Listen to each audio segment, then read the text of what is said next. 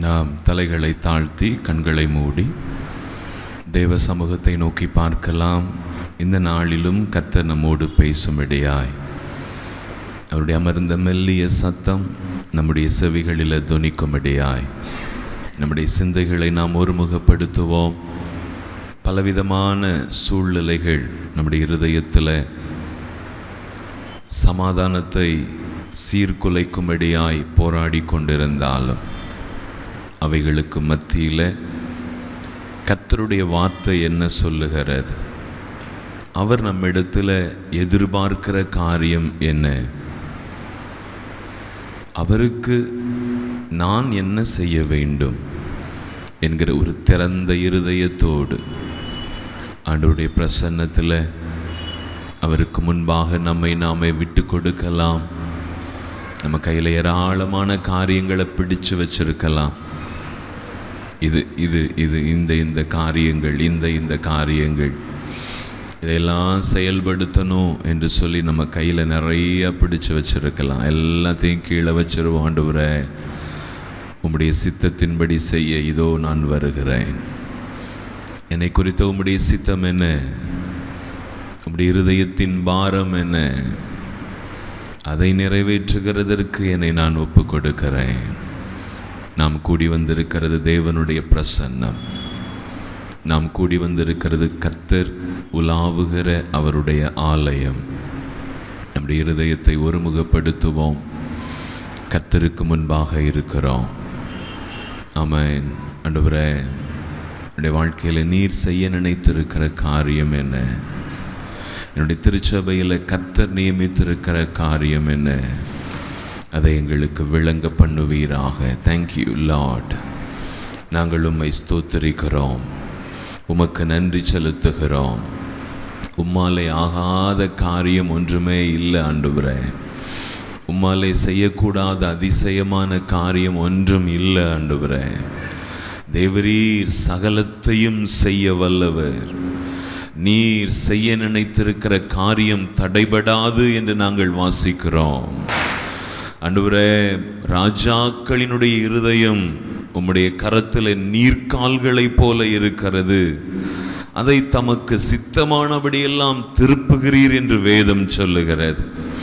உம்மால் ஆண்டவரே இருதயத்தை திருப்புகிறதற்கு முடியும், இருதயத்தை வனைகிறதற்கு முடியும். ஆண்டவரே, உமக்கு சித்தமான பாதையில இயக்குகிறதற்கு முடியும். உம்முடைய சமூகத்தில் விட்டு கொடுக்கிறோம். பரிசுத்த ஆவியானவருடைய பிரசன்னம் எங்கள் மத்தியில் தாராளமாய் கடந்து வருவதாக. ஒவ்வொருவருடைய இருதயத்தையும் சிந்தனைகளையும் நீர் அறிந்திருக்கிறபடியினாலே ஆண்டவரே, ஒவ்வொருடைய இருதயத்தின் கேள்விகளுக்கும் கர்த்தர் பதில் கொடுக்க வேண்டும் என்று நாங்கள் ஜெபிக்கிறோம். உம்முடைய மகிமையின் பிரசன்னத்தினால ஆலயம் முழுவதையும் நிரப்ப வேண்டும் என்று நாங்கள் ஜெபிக்கிறோம். எல்லாவித தடைகளும் இடையூறுகளும் தேவ சித்தத்திற்கு விரோதமாய் செயல்படுகிற சகல சத்ருவினுடைய வல்லமைகளும் இயேசுவின் அதிகாரமுள்ள நாமத்தினால் இப்பொழுது விலகுவதாக. வானமண்டலங்களிலே கிரியை செய்கிற பொல்லாத ஆவிகளினுடைய சேனைகள், இந்த எல்லைகளிலே கிரியை செய்கிற பலவானினுடைய வல்லமைகள் இயேசு கிறிஸ்துவின் அதிகாரமுள்ள நாமத்தினால இப்பொழுது வெளியேறும்படியாய் கட்டளை கொடுக்கிறேன். கர்த்தருடைய மகிமை எங்கள் மத்தியில கடந்து வரட்டும். ஒவ்வொருவர் மேலும் தேவ பிரசன்னம் இறங்கி வரட்டும். இருதயத்தை கடினப்படுத்துகிற எல்லா கடின இருதயங்கள் இயேசுவின் நாமத்தினால் உடைக்கப்படுவதாக. சரீரத்தை பலவீனப்படுத்தி அந்த பலவீனத்திற்கு மத்தியில பலவிதமான குழப்பங்களையும் வேதனைகளையும் ஏற்படுத்தி தேவனுடைய பிரசன்னத்தை மட்டுப்படுத்தி கொண்டிருக்கிற பொல்லாத பலவானினுடைய வல்லமைகளை இயேசுவின் நாமத்தினால கடிந்து அப்புறப்படுத்துகிறேன். ஒவ்வொரு சரீரத்திற்குள்ளே உம்முடைய ஜீவன் இறங்குவதாக, உம்முடைய ஆரோக்கியம் கடந்து வருவதாக. இயேசு கிறிஸ்துவின் நாமத்தினால ஒவ்வொரு சரீரத்திலையும் தேவனுடைய பலன் இறங்கட்டும் என்று ஜெபிக்கிறேன்.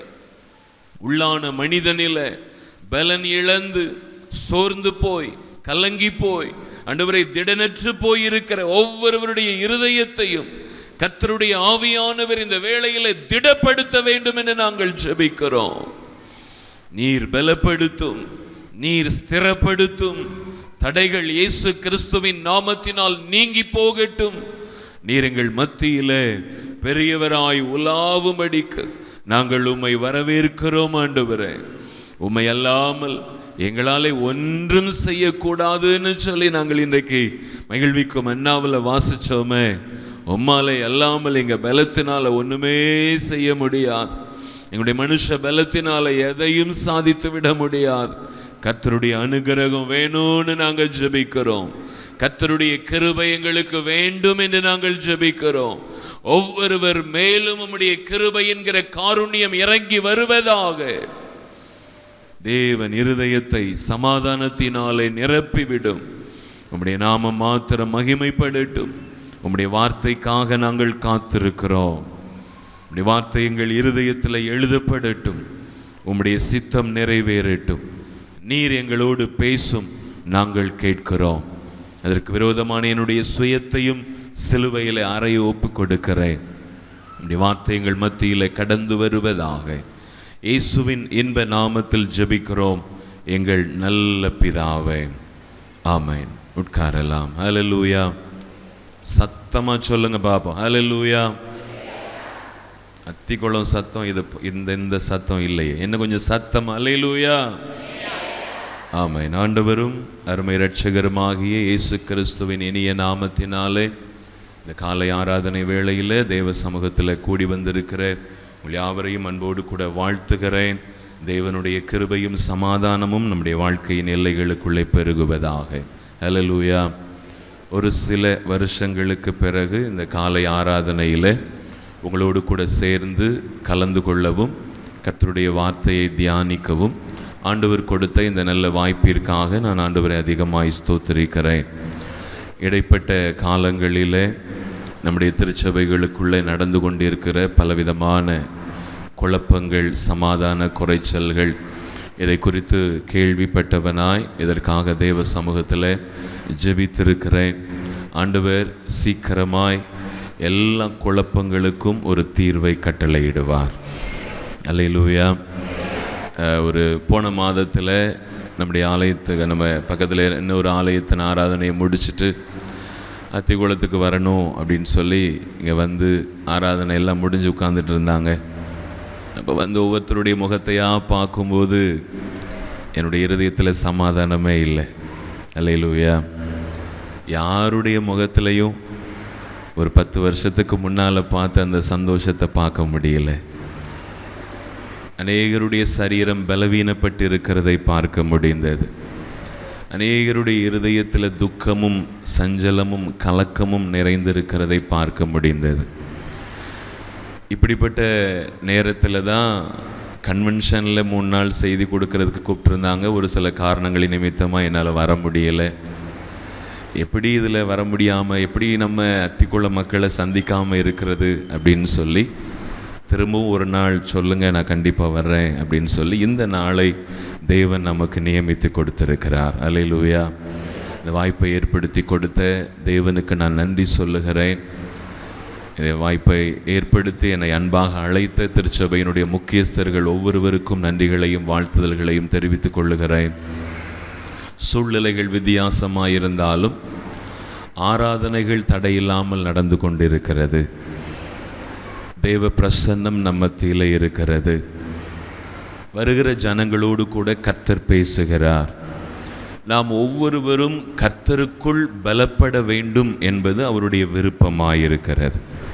கடந்த காலங்களில் எதில் பலப்பட்டீங்க அப்படின்னு எனக்கு தெரியல. அல்லேலூயா.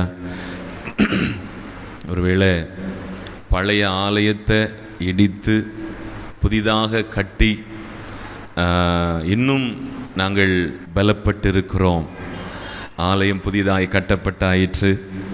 புது இடமெல்லாம் வாங்கியிருக்கிறோம். கன்வென்ஷனுக்கெல்லாம் தனியாக இடம் வாங்கியிருக்கிறோம். அது வாங்கியிருக்கிறோம், இது வாங்கியிருக்கிறோன்னு சொல்லிட்டு அத்திக்குளம் திருச்சபை பலப்பட்டு இருக்கிறது. இதை யாராலும் மறுக்க முடியாது. ஆனால் கர்த்தருக்குள்ளே பலப்பட்டு இருக்கிறீங்களா அப்படின்னு கேட்டால் எத்தனை பேர் ஆமேன்னு சொல்லுவீங்கன்னு எனக்கு தெரியல. ஆமென். வேதம் சொல்லுகிறது, கடைசியாக சகோதரரே, கர்த்தரிலும் அவருடைய சத்துவத்தின் வல்லமையிலும் பலப்படுங்கள். அந்த வசனத்தை கொஞ்சம் திருப்பிக் கொள்ளலாம். நான் இன்னும் செய்திக்குள்ளே போகலை. அந்த வசனத்தை கொஞ்சம் எபேசியருக்கு எழுதின நிருபம் 6வது அதிகாரம் 10வது வசனத்திலிருந்து வாசிக்கலாம். கடைசியாக என் சகோதரரே, கர்த்தரிலும் அவருடைய சத்துவத்தின் வல்லமையிலும் பலப்படுங்கள். எதில் பலப்படணும்னு ஆண்டவர் சொல்லுகிறார்? எதில் பலப்படணும்னு கர்த்தர் சொல்லுகிறார்? கர்த்தரில் பலப்படுங்கள். பக்கத்தில் உள்ள உங்கள் கையை பிடிச்சு சொல்லுங்க, எதில் பலப்படுறீங்களோ இல்லையோ. பார்க்க மாட்டேங்கிறாங்க. பக்கத்தில் கையை பிடிச்சு பார்த்து சொல்லுங்க, எதில் பலப்படுறீங்களோ இல்லையோ. கர்த்தருக்குள்ள பலப்படுங்க. அவருடைய சத்துவத்தின் வல்லமையில பலப்படுங்க. அல்லேலூயா. ஆமா. Boost is the my secret of my energy அப்படின்ட்டு ஒரு காலத்தில் கேட்ட அந்த ஆடெல்லாம் ஞாபகத்தில் இருக்குதா? பூஸ்ட் தான் என்னோட எனர்ஜிக்கு சீக்ரெட் அப்படின்னு சொல்லி. ஸோ தேவ ஜனத்துக்கு சீக்ரெட் என்ன? பூஸ்டா என்னது? கர்த்தருக்குள் பலப்படுதல். கர்த்தருக்குள்ள பலப்படுங்க. ஆமென். அத்திக்குளம் திருச்சபை கர்த்தருக்குள் பலப்பட வேண்டும். சத்துவத்தின் வல்லமை, கர்த்தரிலும் அவருடைய சத்துவத்தின் வல்லமையிலும் பலப்படுங்கள். அல்லேலூயா. அதுக்கு அடுத்து என்ன சொல்லுகிறார்? அடுத்த வசனம், நீங்கள் பிசாசின் தந்திரங்களோடு எதிர்த்து நிற்க திராணி உள்ளவர்களாகும்படி. ஆமென். பிசாசின் தந்திரங்களோடு எதிர்த்து நிற்க திராணி உள்ளவர்களாகும்படி. நம்ம வாழ்ந்து கொண்டிருக்கிற இந்த காலம் ஒரு பொல்லாத காலம், ஒரு கடைசி காலம். இந்த நாட்களில் சத்துருவானவன் பலவிதமான பிளவுகளையும் பிரிவினைகளையும் ஏற்படுத்தி தேவ ஜனத்திற்குள்ளே சமாதானத்தை கெடுத்து தேவனுடைய பிரசன்னத்தை விட்டே விலக்கி போடுகிறதை நாம் பார்க்கிறோம். எங்க பார்த்தாலும் இந்த பிளவுகள் பிரிவினைகள் அது கிரியை செய்கிறதை நம்மால பார்க்க முடியும். அல்லேலூயா. 2 பேர் சகோதரர்களுக்குள்ளே ஒரு மனதை பார்க்க முடியல. குடும்பத்திற்குள்ள கணவன் மனைவிக்கு இடையில ஒரு மனதை பார்க்க முடியவில்லை. பெற்றோர் பிள்ளைகளுக்கு இடையில சமாதானத்தை பார்க்க முடியவில்லை. இது அப்படியே கொஞ்சம் வளர்ந்து வளர்ந்து ஒரு ஜபக்குழுவாய் மாறுமையானால் ஜபக்குழுக்குள்ள ஒரு மனதை பார்க்க முடியல. இன்னும் அதை தாண்டி சபையாய் மாறுமையானால் சபைக்குள்ள ஒரு மனதை பார்க்க முடியவில்லை. ஸோ பிளவுகளும் பிரிவினைகளும் பெருகி கிடக்கிற இந்த பொல்லாத காலத்துல தேவ ஜனமாகிய நாம் பிசாசின் தந்திரங்களோடு எதிர்த்து நிற்கிறதற்கு திராணி உள்ளவர்களாய் நாம் மாற வேண்டும். பிசாசின் தந்திரங்களோடு எதிர்த்து நிற்க திராணி வேணும். நமக்கு பிளவுகளை ஏற்படுத்துகிறது நம்மை சுற்றிலுமாயிருக்கிற மனிதர்கள் அல்ல. யாரு? பிசாசானவன். ஸோ பிசாசினுடைய தந்திரத்தை நாம் புரிந்து கொள்ள வேண்டும். அதை எதிர்த்து நிற்கிறதற்கு திராணி நமக்கு வேணும். பிசாசை எங்க போய் அடிக்கலாம்? அல்லேலூயா. முழங்கால் படியிட்டு தேவ சமூகத்தில் தேவனுடைய பிரசன்னத்தில் நிரம்பி இருக்கும் பொழுது நமக்கு எதிராய் போராடுகிற வல்லமைகளை இயேசு கிறிஸ்துவின் நாமத்தினால நாம் எதிர்த்து நிற்கணும். ஆமென். அப்ப சத்துருவினுடைய வல்லமைகளை மேற்கொள்ளுகிறதற்கு திராணி உள்ளவர்களாயிருக்கும்படிக்கு தேவனுடைய சர்வாயுத வர்க்கத்தையும் எடுத்துக்கொள்ளுங்கள். மாம்சத்தோடும் இரத்தத்தோடும் அல்ல, துரைத்தனங்களோடும் அதிகாரங்களோடும் இப்பிரபஞ்சத்தின் அந்தகார லோகாதிபதிகளோடும் வானமண்டலங்களில் உள்ள பொல்லாத ஆவிகளின் சேனைகளோடும் நமக்கு போராட்டம். ஹல்லேலூயா. பார்த்தீங்களா, லைட்டே ஆஃப் ஆயிட்டு. ஹல்லேலூயா. அப்போ பிசாசின் மாம்சத்தோடும் இரத்தத்தோடும் நமக்கு போராட்டம் அல்ல, மாம்சத்தோடும் இரத்தத்தோடும் நமக்கு யுத்தம் அல்ல, மாறாக துரைத்தனங்களோடு, அதிகாரங்களோடு, இப்பிரபஞ்சத்தின் அந்தகார லோகாதிபதிகளோடு, வானமண்டலங்களில் உள்ள பொல்லாத ஆவிகளின் சேனைகளோடு நமக்கு போராட்டம் உண்டு. ஆமென். தேவனுடைய பிள்ளைகளுக்கு, இயேசுவின் இரத்தத்தினால மீட்டெடுக்கப்பட்டிருக்கிற தேவனுடைய ஜனத்திற்கு நிச்சயமாய் நிச்சயமாய் பிசாசின் வல்லமைகளோடு போராட்டம் உண்டு. ஆமென். கவனிக்கிறீங்களா? அல்லேலூயா. நிறைய பேருடைய அட்டென்ஷன் இங்கே இல்லை, நிறைய பேருடைய அட்டென்ஷன் இங்கே இல்லை, அப்படியே சிந்தனை எங்கேயோ இருக்கு. கவனிங்க. அப்போ எல்லா சத்துருவினுடைய வல்லமைகளை மேற்கொள்ளக்கூடிய அதிகாரத்தை கர்த்தர் நமக்கு கொடுத்திருக்கிறார். 70 பேர் சீஷர்களை ஆண்டவராகிய இயேசு கிறிஸ்து ஓநாய்களுக்குள்ளே ஆடுகளை அனுப்புகிறது போல நான் உங்களை அனுப்புகிறேன்னு சொல்லி அனுப்பி வச்சார். ஆமென். லூக்கா எழுதின சுவிசேஷம் 10வது அதிகாரத்தில் நாம் அதை வாசிக்க முடியும். 10வது அதிகாரம் அதில் முதல்ல வாசித்து பார்த்தீங்கன்னா ஆண்டவர் அனுப்பி வைக்கிறத பார்க்க முடியும். ஓநாய்களுக்குள்ளே ஆடுகளை அனுப்புகிறது போல நான் உங்களை அனுப்புகிறேன். ஓநாய்களுக்குள்ளே போன ஆட்டுக்குட்டி எப்படி ஆகும்? என்ன ஆகும்? சொல்லுங்க. ஓநாய்களுக்குள்ள ஆட்டுக்குட்டிகள் அனுப்புனா என்ன ஆகும்? அவ்வளோதான், இரத்த களரியா மாறி இருக்கும். ஆனால் ஓநாய்களுக்குள்ளே அனுப்பப்பட்ட ஆட்டுக்குட்டியாகிய அந்த 70 பேரும் 17வது வசனத்தில் சொல்லப்பட்டு இருக்கிறது, பின்பு அந்த 70 பேரும் எப்படி வந்தாங்களாம்?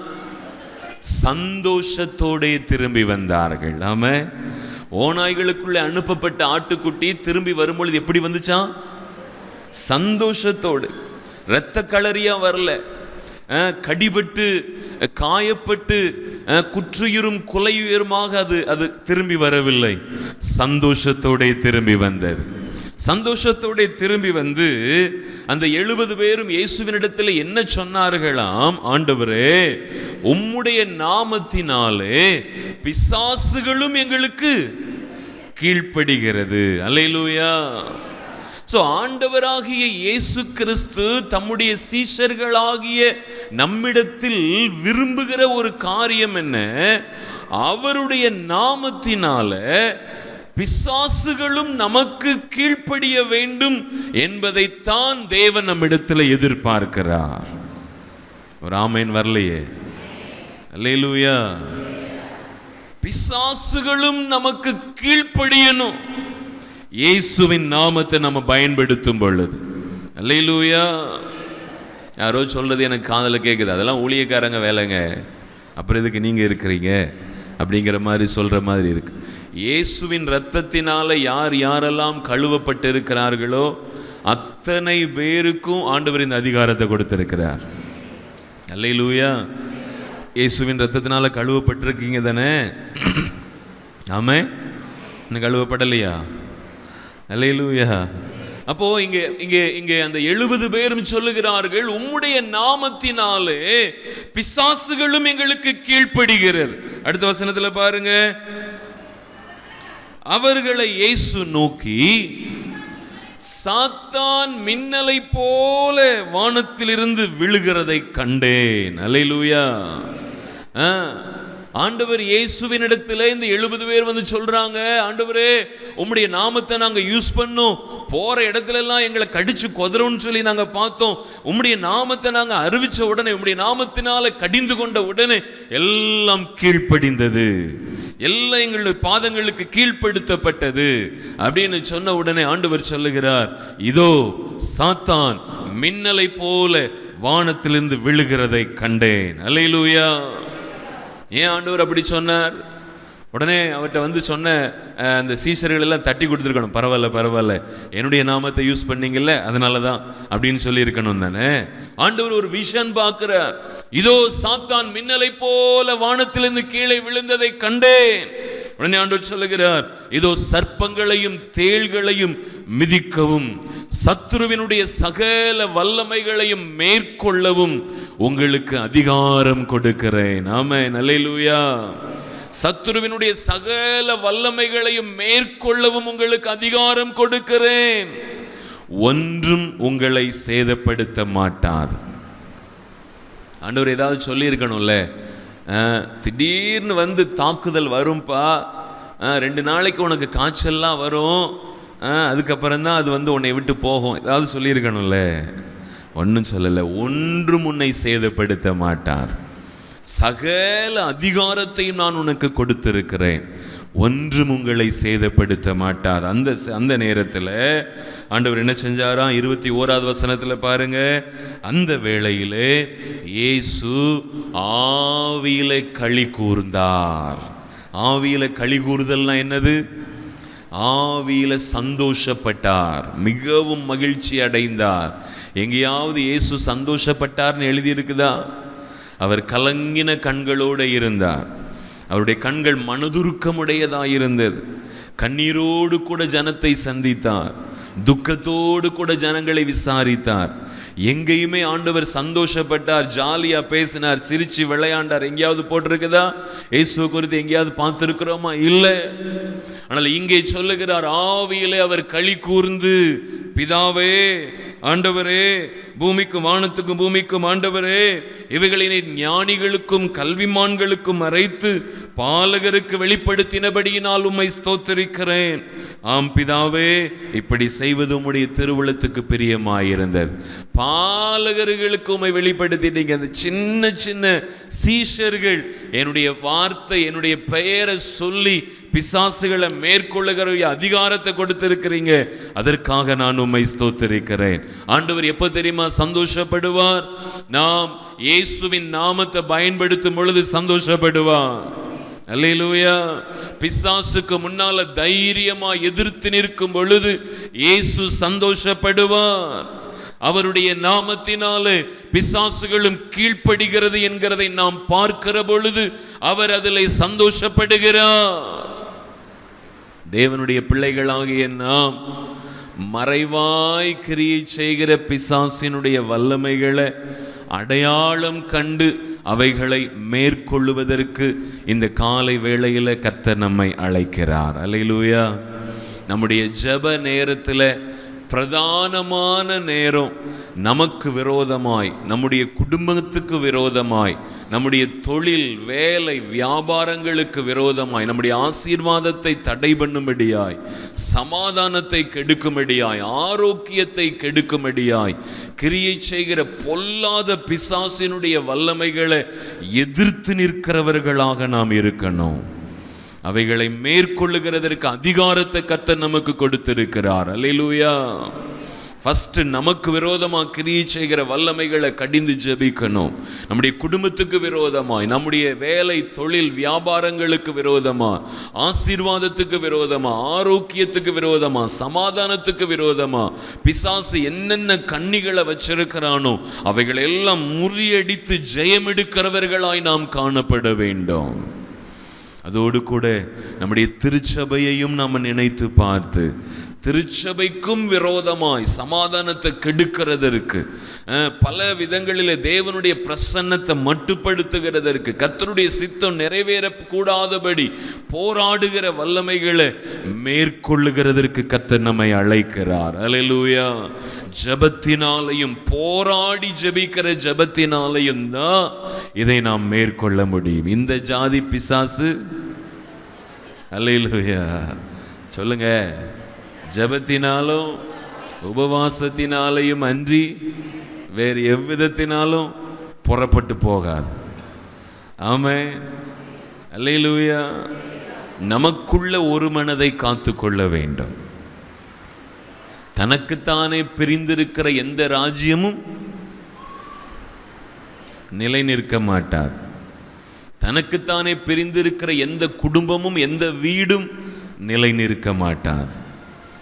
பிசாசும் தனக்குத்தானே பிரிந்திருப்பானேயானால் எப்படி அவன் நிலை நிற்க முடியும் என்று ஆண்டவர் கேட்கிறார். தனக்குத்தானே பிரிவினையை ஏற்படுத்தி கொள்ள கூடாது. நாம் கர்த்தருடைய பிரசன்னத்தில் ஒருமனப்பட வேண்டும். தேவ சமூகத்தில் அவருடைய முகத்தை நோக்கி பார்க்க வேண்டும்.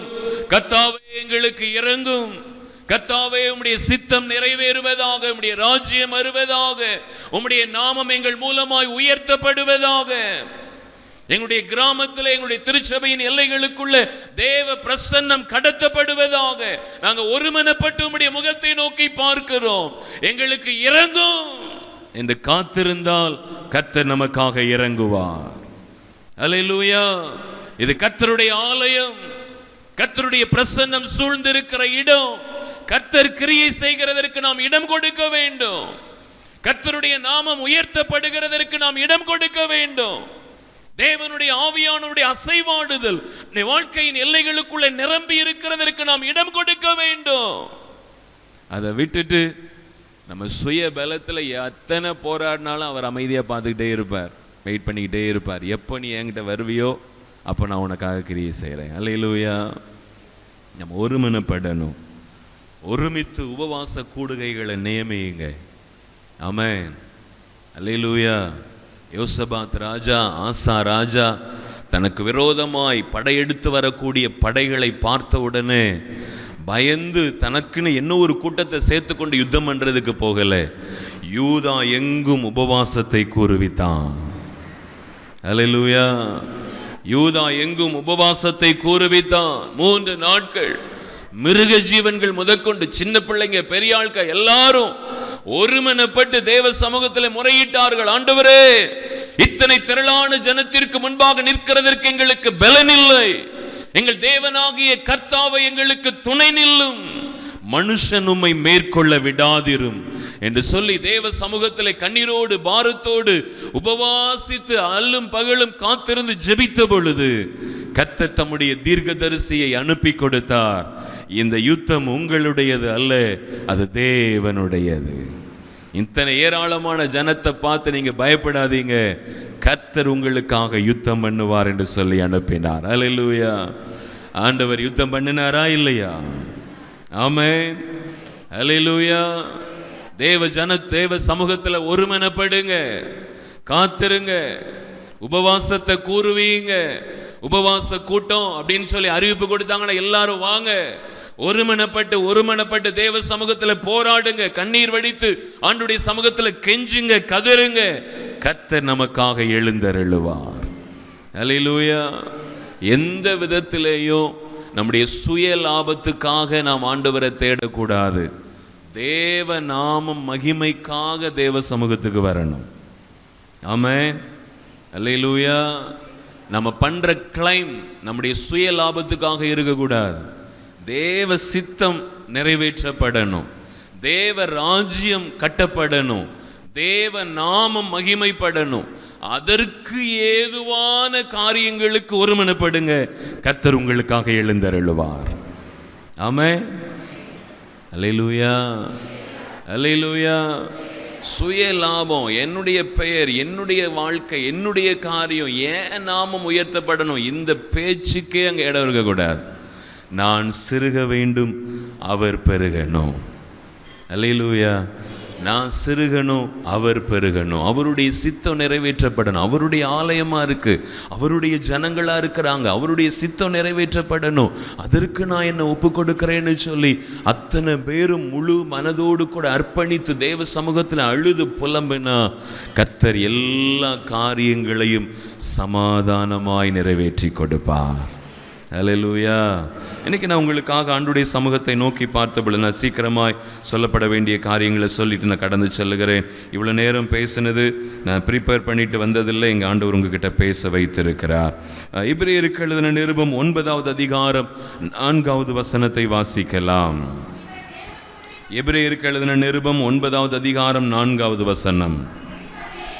அதிலே பொன்னார் செய்த தூபகலசமும் முழுவதும் பொற்தகடு பொதிந்திருக்கப்பட்ட உடன்படிக்கை பெட்டியும் இருந்தன. மகா பரிசுத்த ஸ்தலம் என்று சொல்லி ஒரு இடத்தை கர்த்தர் ஆயத்தப்படுத்தி சொல்லி இருந்தார். ஆசரிப்பு கூடாரத்தில் இஸ்ரவேல் ஜனங்கள் வனாந்திரத்தில் நடந்து வந்த போது ஒரு ஆசரிப்பு கூடாரத்தை கர்த்தர் ஆயத்தப்படுத்தி சொல்லி இருந்தார். அந்த ஆசரிப்பு கூடாரத்தில் பரிசுத்த ஸ்தலம் இருந்தது. இப்ப நான் பேசிட்டு இருக்கிற இடம் பரிசுத்த ஸ்தலம். இது வெளிப்பிரகாரம். இது பரிசுத்த ஃபர்ஸ்ட் ஆல்டர் அப்படின்னு சொல்லுவாங்க. முதல் கூடாரம் ஆசரிப்பு, அதாவது ஆசரிப்பு கூடாரத்தில் பரிசுத்த ஸ்தலம். உள்ளே இருக்கிறது மகா பரிசுத்த ஸ்தலம். அல்லேலூயா. அப்போ அது செகண்ட் ஆல்டர். ஸோ அந்த மகா பரிசுத்த ஸ்தலத்திற்குள்ளே என்னதெல்லாம் இருந்தது? பொன்னால் செய்த தூப கலசமும் முழுவதும் பொன் தகடு பொதிந்திருக்கப்பட்ட உடன்படிக்கை பெட்டியும் இருந்தன. அல்லேலூயா. அப்போ இந்த உடன்படிக்கை பெட்டி என்ன இருந்துச்சு? ஆண்டவர் இன்னைக்கு தியானிக்கும்படியாக காத்திருந்த போது நம்முடைய இருதயத்தில் வைத்த வார்த்தை உடன்படிக்கை பெட்டியை குறித்து நாம் தியானிக்கணும் என்று சொல்லி ஆண்டவர் என்னுடைய இருதயத்தில் ஞாபகப்படுத்தி இருந்தார். இந்த உடன்படிக்கை பெட்டி மகா பரிசுத்த ஸ்தலத்தில் உடன்படிக்கை பெட்டி இருந்தது. அந்த உடன்படிக்கை பெட்டிக்குள் என்னதெல்லாம் இருந்தது அப்படின்னு பார்த்தா, அந்த பெட்டியிலே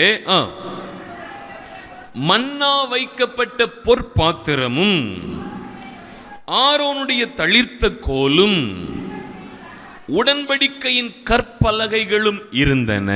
அல்லேலூயா.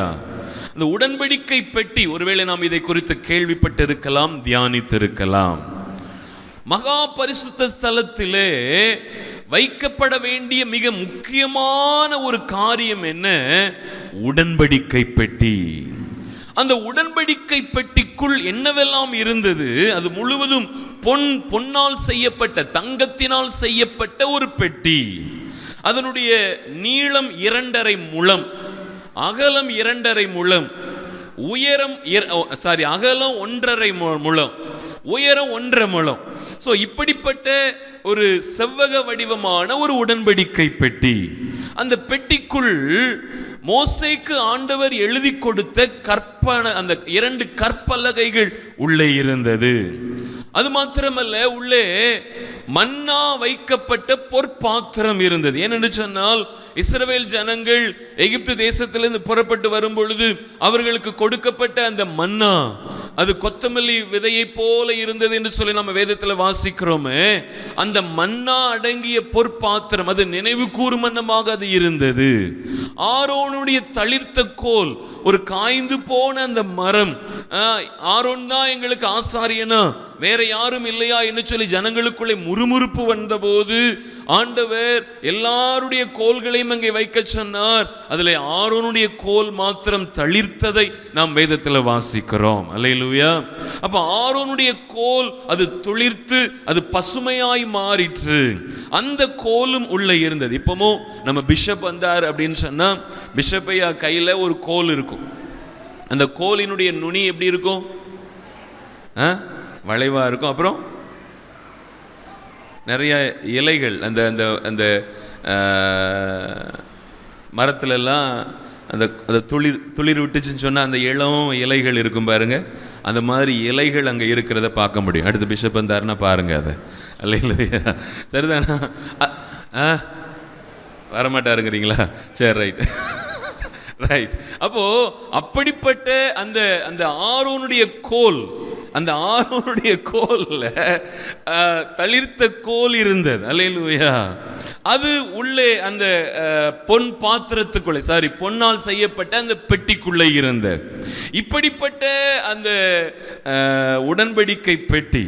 ஆமா, கேள்வி கேட்க கூடாது போலயே, மெசேஜ் எங்கேயோ போயிடும் அப்புறம். கவனிங்க. அப்போ இந்த உடன்படிக்கை பெட்டிக்குள்ள இந்த காரியங்கள் எல்லாம் இருந்தது. இப்படிப்பட்ட சூழ்நிலையில அடுத்த ஸ்டெப் என்ன? இதை மூடுவதற்கு ஆண்டவர் என்ன செய்ய சொல்லியிருந்தார்? கிருபாசனம் என்ற ஒரு சேர், கிருபாசனம் என்கிற ஒரு சேரை ரெடி பண்ணி வைக்க சொன்னார். அல்லேலூயா. கிருபாசனம், கிருபாசனம் அப்படின்னா என்ன? கிருபையின் ஆசனம். உள்ளே இருக்கிறது உடன்படிக்கை, ஜனங்களோடு கூட கர்த்தர் செய்து பண்ணின உடன்படிக்கை அங்கே இருந்தது. அதை கொஞ்சம் வாசிக்கலாம்.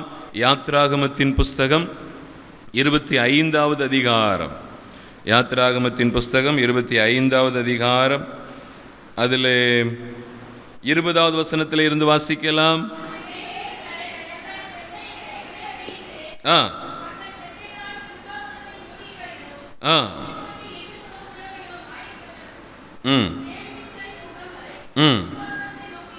நோக்குகிறவைகளாய் இருப்பதாக கிருபாசனத்தை பெட்டியின் மீதில் வைத்து பெட்டிக்குள்ளே நான் உனக்கு கொடுக்கும் சாட்சி பிரமாணத்தை வைப்பாயாக. பாருங்க, பெட்டிக்குள்ளே சாட்சி பிரமாணத்தை எல்லாம் வைக்க சொன்னார். மேல அந்த மூடியினால கிருபாசனத்தை வைத்து மூடுவாயாக. நல்ல கவனிங்க, கிருபாசனத்தை வைத்து மூடுவாயாக. 22வது வசனம் சொல்லுகிறது, அங்கே நான் உன்னை சந்திப்பேன். அல்லேலூயா. இஸ்ரவேல் ஜனங்களை கர்த்தர் சந்திப்பதற்காக ஏற்படுத்தும்படியாய் நியமிக்கப்பட்ட நியமனம் இதுதான். உடன்படிக்கை பெட்டியை செய், அதுக்கு மேலே கிருபாசனத்தை வை. கிருபாசனத்துக்கு 2 பக்கமும் கேருபீன்களும் சேராபீன்களும் எப்பொழுதும் ஓயாமல் புகழ்ந்து போற்றி கொண்டு இருக்கணும். அப்படிப்பட்ட காரியங்களை வை. இதுதான் பரலோகத்தினுடைய நியமனம். பரலோகத்தில் இப்படித்தான் இருக்கிறது. உங்களுடைய ஆசரிப்பு கூடாரத்திலையும் இப்படித்தான் இருக்கணும். கிருபாசனத்திற்கு மத்தியில் இருந்து தான் நான் உங்களை சந்திப்பேன். அல்லேலூயா. கிருபையும் சத்தியமும் ஒன்றை ஒன்று சந்திக்கும் என்று வேதம் சொல்லுகிறது. அப்போ கிருபை மேலே இருக்கு, சத்தியம் உள்ளே இருக்கிறது. இரண்டும் ஒன்றை ஒன்று சந்திக்கும். இந்த கிருபாசனம் என்பது இயேசு கிறிஸ்துவுக்கு அடையாளமாய் சொல்லப்படுகிறது. உள்ளே இருக்கக்கூடிய கட்டளைகள், கற்பனைகள் நியாயப்பிரமாணத்திற்கு ஒப்புமையாய் சொல்லப்படுகிறது.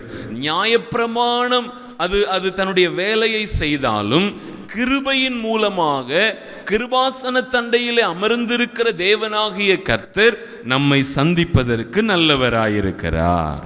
அல்லேலூயா. சரி, இந்த உடன்படிக்கை பெட்டி இப்போ அந்த ஆவிக்குரிய லெவல்ல இப்போ எங்க இருக்கிறது அப்படின்னு சொன்னா, நம்முடைய இருதயத்தில் கர்த்தர் கொடுத்திருக்கிறார். இயேசு கிறிஸ்துவினுடைய இரத்தத்தினால் கழுவப்பட்ட ஒவ்வொருவருடைய இருதயத்திலும், ஏனென்று சொன்னால் நாம் தேவனுடைய ஆலயமாயிருக்கிறோம். நமக்குள் அந்த உடன்படிக்கை பெட்டியை ஏற்படுத்தி கொடுத்திருக்கிறார். அது மாத்திரமல்ல, அதிலேயே கர்த்தர் தம்முடைய கிருபையையும் ஊற்றி இருக்கிறார்.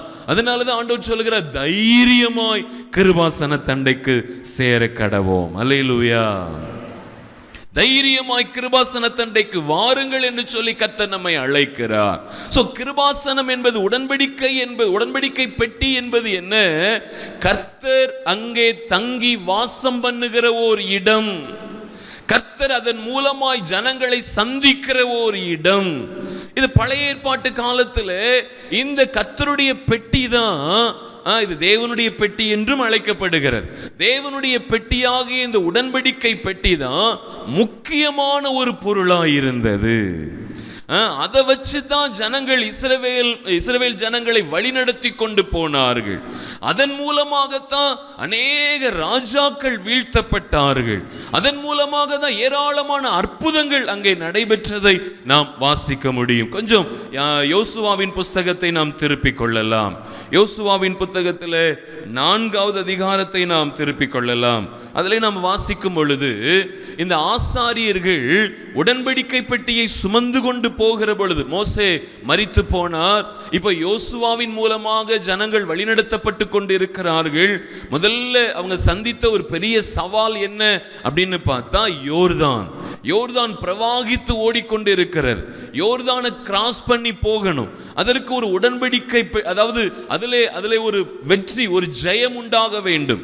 ஆண்டவர் தம்முடைய ஜனமாகிய யோசுவாவை நோக்கி ஜனத்தினிடத்தில் சொன்ன காரியம் என்ன அப்படின்னா, இந்த உடன்படிக்கை பெட்டியை சுமக்கிற ஆசாரியர்களை முன்னால அனுப்பி வை.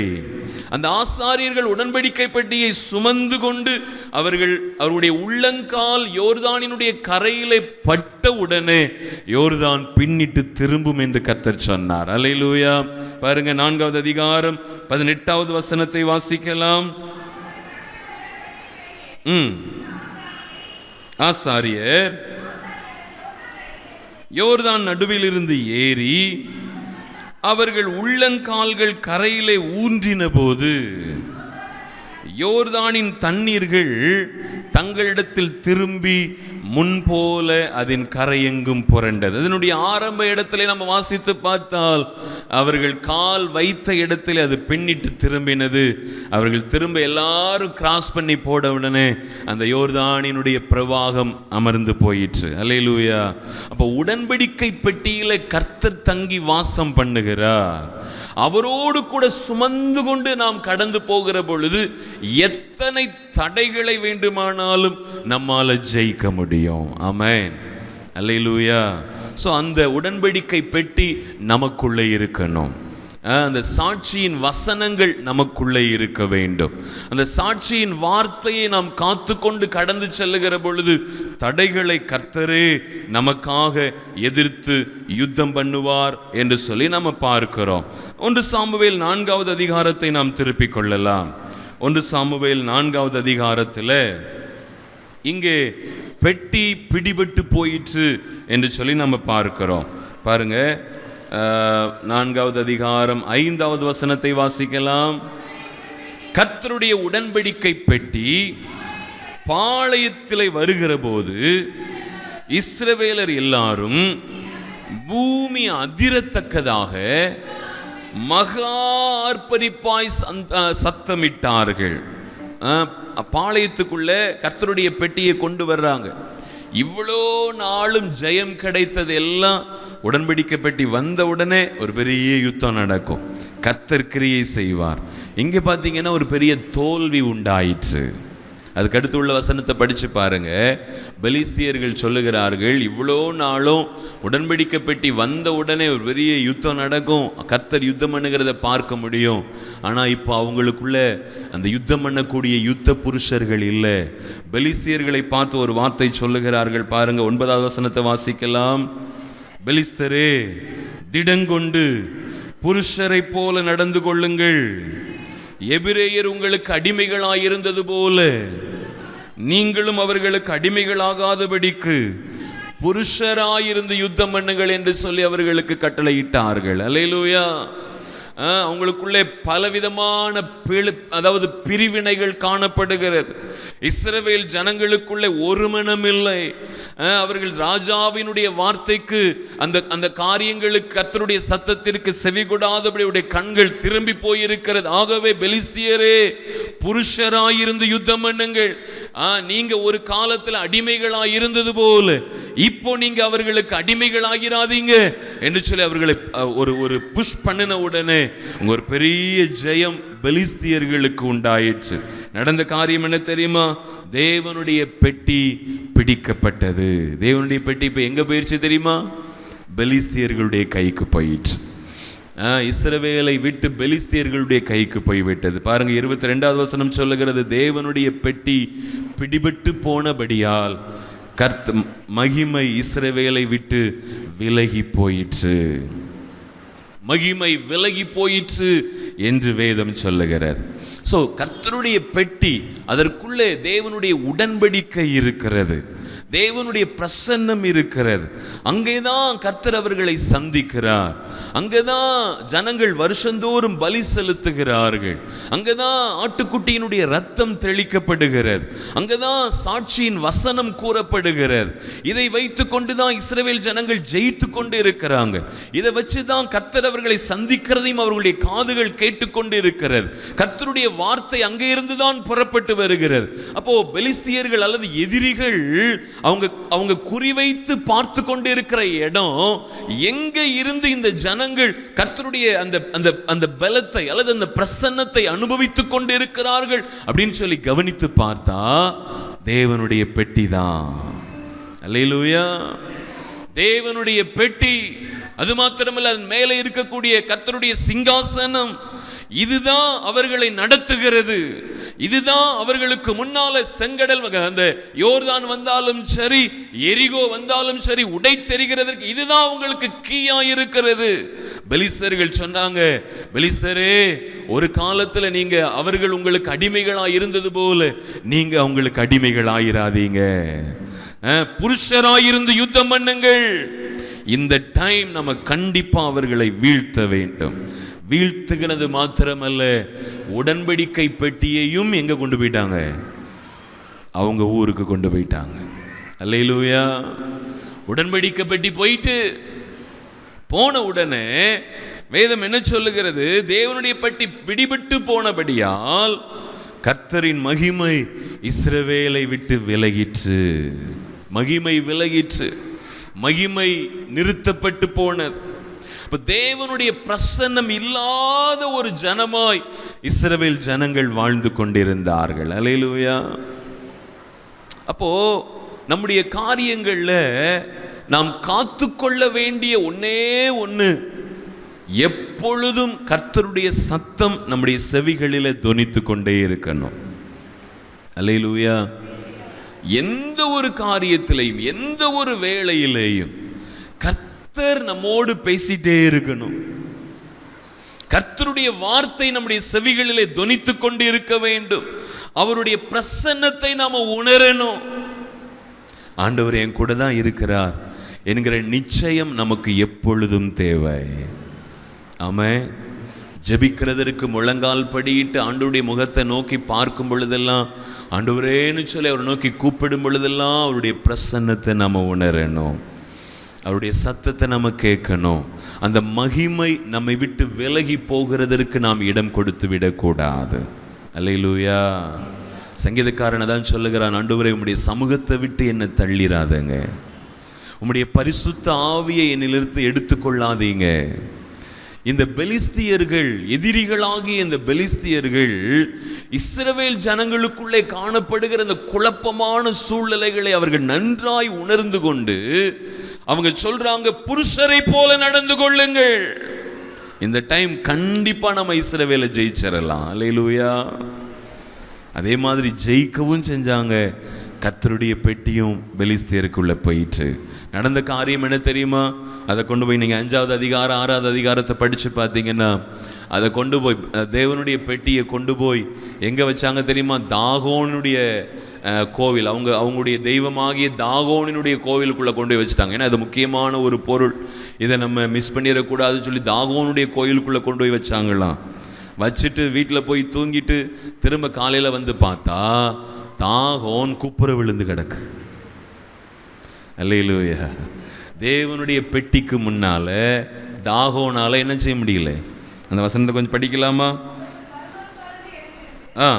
நான் 5வது அதிகாரம் 4வது வசனம். அந்தபோது இதோ தாகோன் கர்த்தருடைய பெட்டிக்கு முன்பாக தரையிலே முகங்குப்புற விழுந்து கிடந்ததும் அல்லாமல் தாகோனுடைய தலையும் அதன் 2 கைகளும் வாசற்படியின் மேல் உடைபட்டு கிடந்தது.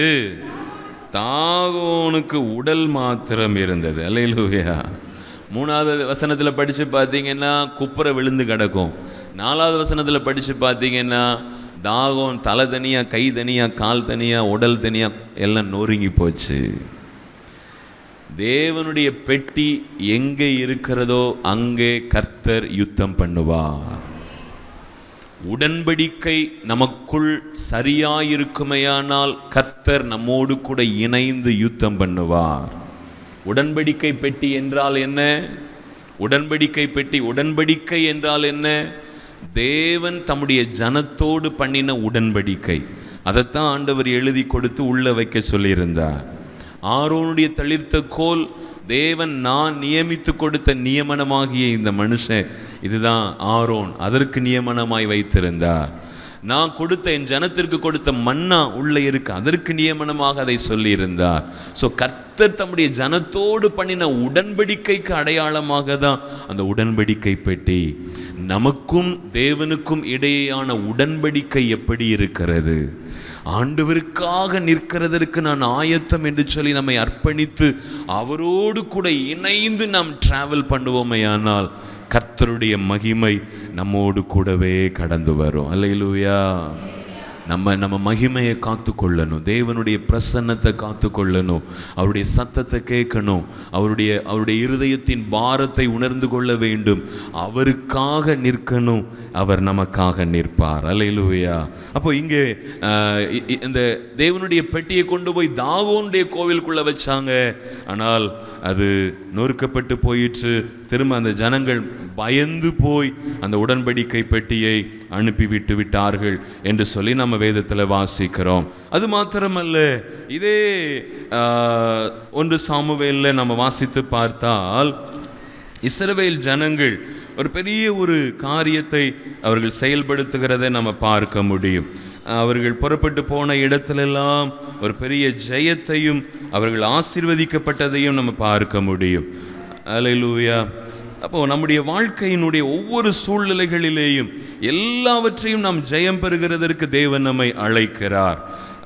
நம்முடைய இந்த உடன்படிக்கை பெட்டியை நாம் எப்படியெல்லாம் நாம் உபயோகப்படுத்துகிறோம் என்பதை குறித்து நாம் ஒவ்வொரு நாளும் புரிந்து கொள்ளுகிறதற்கு தேவன் நம்மை அழைப்பாராக. 2 சாமுவேல் 6வது அதிகாரத்தை நாம் திருப்பிக் கொள்ளலாம். 6வது அதிகாரம். இதிலே தேவனுடைய பெட்டியை சுமந்து கொண்டு அவர்கள் இஸ்ரவேல் ஜனங்களுக்குள்ளே கொண்டு வருகிறார்கள். 3வது வசனத்திலிருந்து வாசிக்கலாம். ஏற்றி கொண்டு வந்தார்கள். புது ரதத்தை நடத்தினார்கள். இப்போ தேவனுடைய உடன்படிக்கை பெட்டி ஒரு புது ரதத்தில் ஏற்றி அதை இஸ்ரவேல் ஜனங்களுக்குள்ள வைக்கிறதற்காக கொண்டு வந்துட்டு இருக்கிறாங்க. வெளியில அம்மினதாபின் வீட்டில் இருந்து கொண்டு வரும் பொழுது என்ன நடந்தது? அதை ஊசாவும் அகியோவும் அதை நடத்தி கொண்டு வருகிறார்கள். நடத்தி கொண்டு வரும்போது 6வது வசனத்திலிருந்து வாசிக்கலாம். அவர்கள் நாகோனின் களம் இருக்கிற இடத்துக்கு வந்தபோது மாடுகள் மிரண்டு பெட்டியை அசைத்தபடியினால் ஊசா தேவனுடைய பெட்டியிடமாய் தன் கையை நீட்டி அதை பிடித்தான். பாருங்க, ஊசாவும் அகியோவும் தான் அந்த ரதத்தை நடத்தி கூட்டிட்டு வர்றாங்க.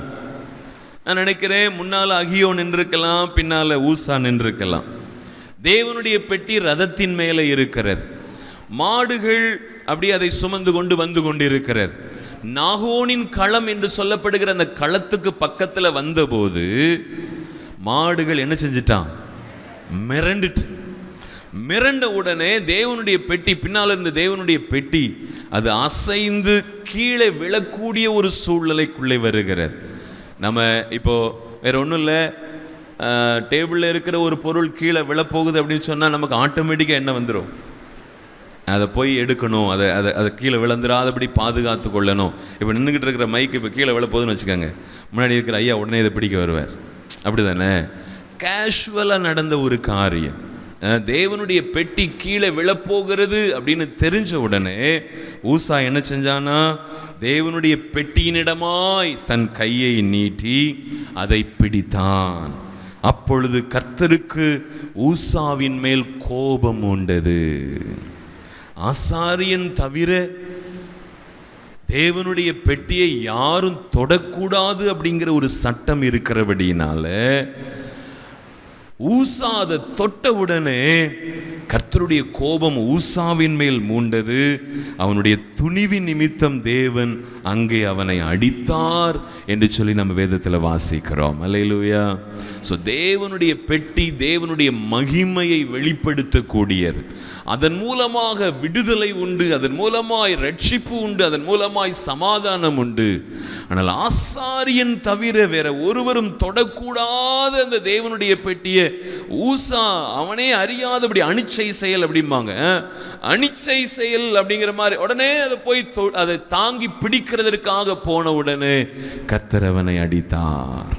தேவனுடைய பெட்டியின் அண்டையிலேயே அவன் செத்தான் என்று சொல்லி வேதம் சொல்லுகிறது. ஸோ தேவனுடைய பெட்டி அது தேவன் உலாவுகிற ஒரு ஸ்தலம். அல்லேலூயா. தேவனுடைய பெட்டி தேவன் அவர்களை சந்திக்கிற ஒரு இடம்.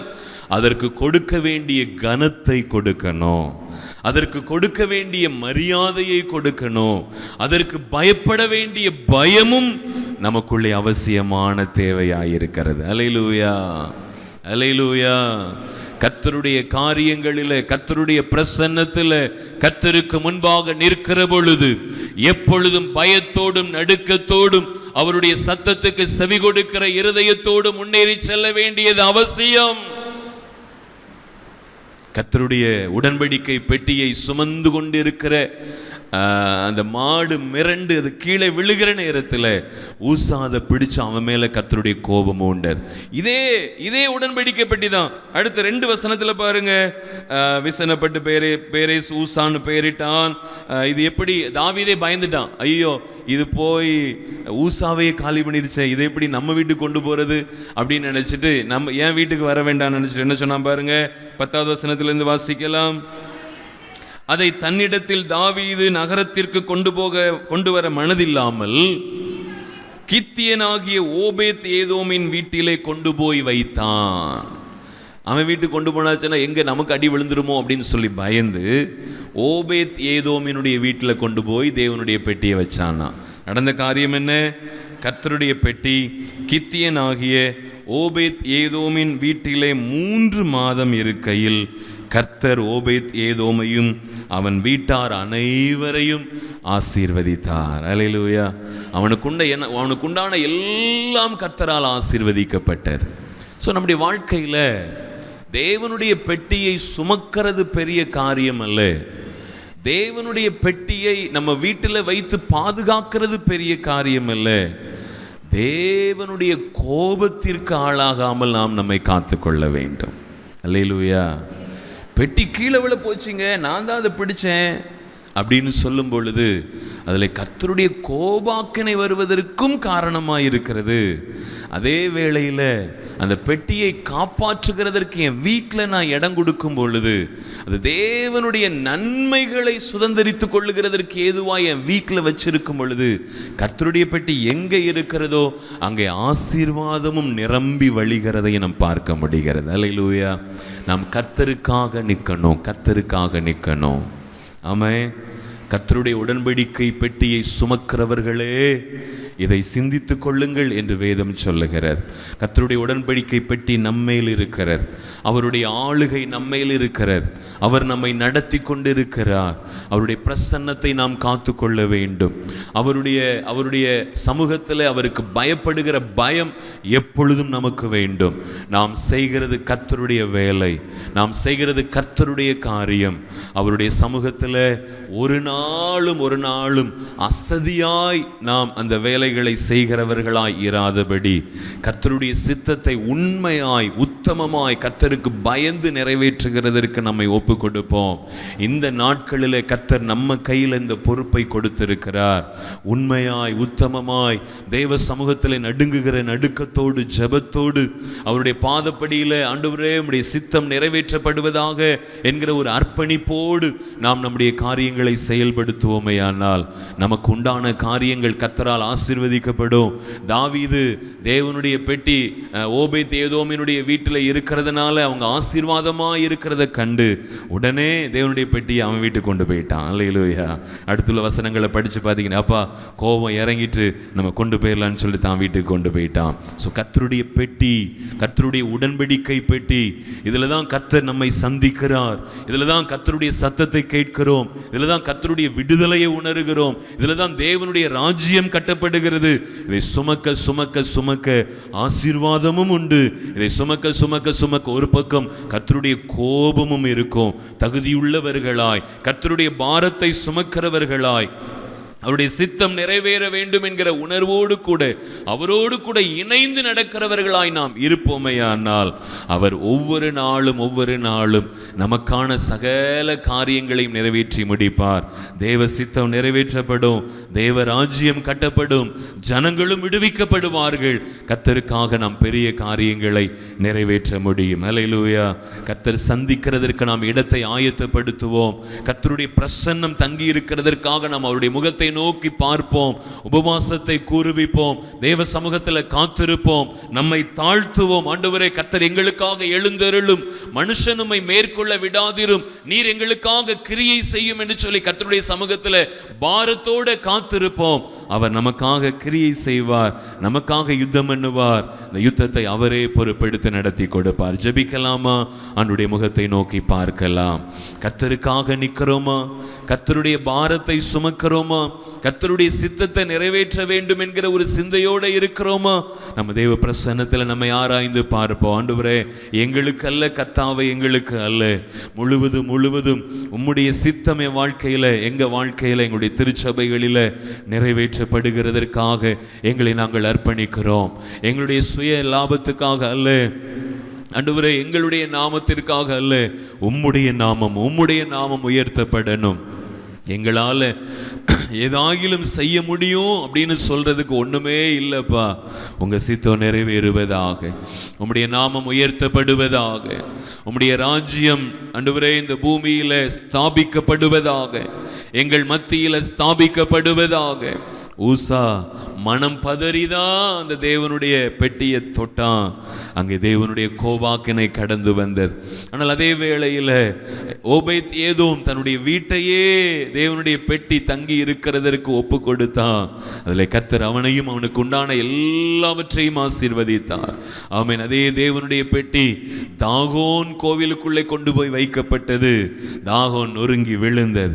அதே தேவனுடைய பெட்டி ஆமென் யோர்தான் நதிக்கரையிலே வைக்கப்பட்ட போது யோர்தான் பின்னிட்டு திரும்பினது. அதே தேவனுடைய பெட்டி எரிகோவை சுற்றி வந்த போது எரிகோ தகர்ந்து விழுந்தது.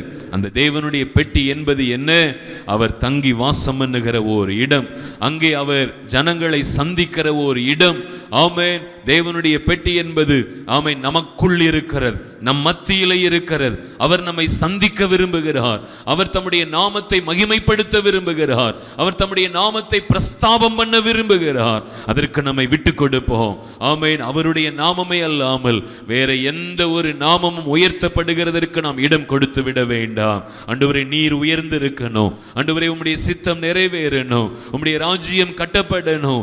ஜனங்கள் விடுவிக்கப்படணும். ஆண்டவரே, வருகிற ஒருவர் கூட வெறுமையாய் திரும்பி போயிடக்கூடாது. கர்த்தருடைய நாமம் எங்க கிராமத்தில், எங்க திருச்சபையில், எங்களுடைய குடும்பத்தில், எங்களுடைய வாழ்க்கையில் உயர்த்தப்பட வேண்டும் என்று சொல்லி நம்மை விட்டு கொடுப்போம். கர்த்தர் நம்மை ஆண்டவரே அவர் பெரிய காரியங்களை செய்யும்படியாய் பயன்படுத்தி விடுவாராக. கிருபையுள்ள கர்த்தாவே, நீர் எங்களோடு பேசி நம்முடைய வார்த்தைகளுக்காக நாங்கள் உம்மை ஸ்தோத்தரிக்கிறோம். நாங்கள் உடன்படிக்கை பெட்டியாகவே மாறிவிடட்டும் ஆண்டவரே.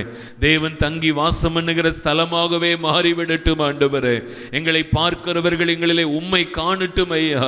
ஜனங்கள் விடுவிக்கப்படத்தக்கதாய், ஜனங்கள் ஆண்டவரே யோர்தானிலிருந்து எரிகோவில் இருந்து விடுவிக்கப்படத்தக்கதாய் கிரியை நடப்பிக்கட்டும் ஆண்டவரே. தாகோன் குப்பர விழட்டும். சத்துருடைய வல்லமைகளை மேற்கொள்ளக்கூடிய பலமுள்ளவர்களாய் எங்களை மாற்றிவிடும். உடன்படிக்கை பெட்டியை தவறாக நாங்கள் உபயோகப்படுத்தி தேவனுடைய கோபாக்கினைக்கு ஆளாக்கப்பட்டு விடக்கூடாது. எப்பொழுதும் நமக்கு பயப்படுகிற பயத்தை எங்களுக்கு தாரும். இந்த உடன்படிக்கை பெட்டியின் மூலமாய் எங்களுடைய வாழ்க்கை, எங்களுடைய குடும்பம், எங்களுக்கு உண்டான அனைத்தும் உம்மால் ஆசீர்வதிக்கப்படட்டும். அதற்குரிய கிருபைகளை எங்களுக்கு தாரும். வந்திருக்கிற ஒவ்வொருவருக்கும் தாரும் ஆண்டவரே. எங்களுடைய திருச்சபையில் தேவனுடைய பிரசன்னம் எப்பொழுதும் நிரம்பி இருக்கட்டும். வருகிற ஜனங்கள் ஒவ்வொருவரும் உங்க அன்பை, உங்க பிரசன்னத்தையும் உணரட்டும். இருக்கிற குழப்பங்கள், சமாதான குறைச்சல்கள், தடைகள் அனைத்தும் மாறி போகட்டும். சீக்கிரத்தில் ஆண்டவரே உம்முடைய சித்தம் ஆண்டவரே எங்க மத்தியில நிறைவேற்றப்படவும், இதன் மூலமாய் நாங்கள் இணைந்து உங்க நாமத்தை மகிமைப்படுத்தவும் தேவன் எங்களுக்கு அனுகிரகம் பாராட்டும். நீரப்படி செய்துவிட்ட உம்முடைய நல்ல தயவுக்காக நாங்கள் உம்மை ஸ்தோத்தரிக்கிறோம். வந்திருக்கிற ஒவ்வொருவரையும் இப்படியே ஆசீர்வதியும். இயேசுவின் இன்ப நாமத்தில் ஜெபிக்கிறோம் எங்கள் நல்ல பிதாவே. ஆமென்.